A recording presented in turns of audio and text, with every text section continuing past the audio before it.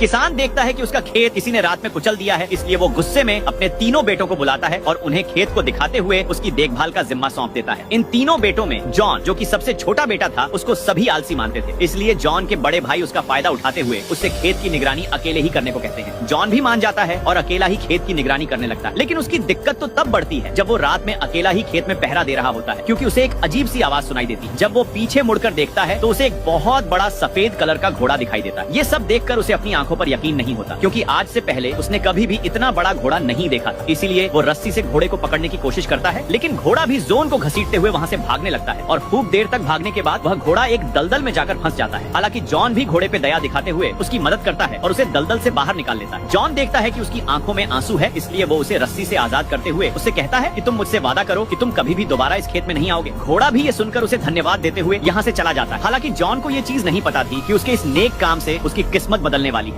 अगली सुबह जब जॉन जागता है तो वो देखता है कि उसके फार्म हाउस पर तो 2 घोड़े बंधे हुए हैं। जॉन समझ नहीं पाता कि यह सब क्या हो रहा है और तभी उसे एक आवाज कहती है कि यह उसके लिए एक गिफ्ट है। जॉन पलटकर देखता है तो उसे वहाँ पर एक छोटा घोड़ा दिखाई देता है। वो जॉन से कहता है कि कल रात जिस घोड़े को आपने बचाया था वो मेरी माँ थी और वह आपसे बहुत खुश है, इसलिए उन्होंने आपके लिए 2 घोड़े गिफ्ट में भेजे। जॉन यह सुनकर बहुत खुश होता है। तभी जॉन को अपने पिता की आवाज सुनाई देती है। जॉन बाहर आता है और अपने पिता को बाहर ही रोकने की कोशिश करता है ताकि वह अंदर न आ सके, और वो उन्हें बाहर से ही वापस भेज देता है। एक बार फिर से जॉन उसी छोटे घोड़े जिसका नाम फॉयल होता है उसके पास वापस आता है और वो फॉयल पर सवार हो जाता है। फॉयल तेजी से दौड़ने लगता है और जॉन उसकी स्पीड देखकर हैरान रह जाता है, क्योंकि जॉन ने आज से पहले इतना तेज दौड़ने वाला घोड़ा कभी भी नहीं देखा था। इसके बाद फॉयल एक आवाज लगाता है जिससे वो दोनों घोड़े जो कि फार्म हाउस पर होते हैं वह भी भागते हुए उनके पास आ जाते हैं। जॉन सोचता है कि वह इन घोड़ों को बाजार में बेच देगा। जॉन जब घोड़े बेचने के लिए बाजार में आता है तो कई लोग जॉन से वो घोड़े खरीदना चाहते थे। हालांकि फॉयल भी जॉन को सलाह देता है कि हमें इन घोड़ों को बेंच में बैठे उस बुजुर्ग आदमी को बेच देना चाहिए, लेकिन जॉन इन घोड़ों को तो राजा को बेचना चाहता था ताकि उसे बहुत सारे पैसे मिले। और जब राजा आता है तो वह घोड़ों को देखकर मोहित हो जाता है, क्योंकि आज से पहले उसने इतने सुंदर घोड़े कभी भी नहीं देखे थे। लेकिन मंत्री राजा से कहता है कि ये घोड़े चुराए हुए हैं, इतने सुंदर घोड़े इस लड़के के हो ही नहीं सकते। राजा भी इस मौके का फायदा उठाता है और बिना पैसे दिए जॉन के दोनों घोड़े ले लेता है। जब जॉन पैसे की बात करता है राजा चुप रहता है और वहाँ से चला जाता है। फॉयल भी जॉन को डांटता है, मैंने पहले ही कहा था कि इन घोड़ों को उस बुजुर्ग आदमी को बेचना चाहिए। हालांकि फॉयल जॉन को उदास देखकर दुखी हो जाता है, इसीलिए फॉयल एक बार फिर से आवाज लगाता है और दोनों घोड़े आवाज सुनकर भागते हुए इनके पास वापस आ जाते हैं। लेकिन इन दोनों को ये चीज नहीं पता थी कि घोड़ों की वजह से राजा की बग्घी पलटकर आटे की बोरियों पर गिर चुकी है, जिससे राजा का पूरा चेहरा सफेद हो जाता है। इसलिए राजा को जॉन पर बहुत जोर से गुस्सा आता है। हालांकि राजा अपनी प्रजा के सामने जॉन को कुछ भी नहीं कहता और वो इस बार जॉन से इन घोड़ों की कीमत लगाने को कहता है। लेकिन राजा का मंत्री कहता है कि क्यों ना हम जॉन को अपने पास काम पर रखकर। राजा जॉन से बदला लेना चाहता था, इसीलिए वो उसे अपने पास घोड़ों की देखभाल करने के लिए रख लेता है। जॉन भी हंसते हंसते इस नौकरी के लिए मान जाता है और वहीं पर रहकर राजा के कामों को करने लगता है।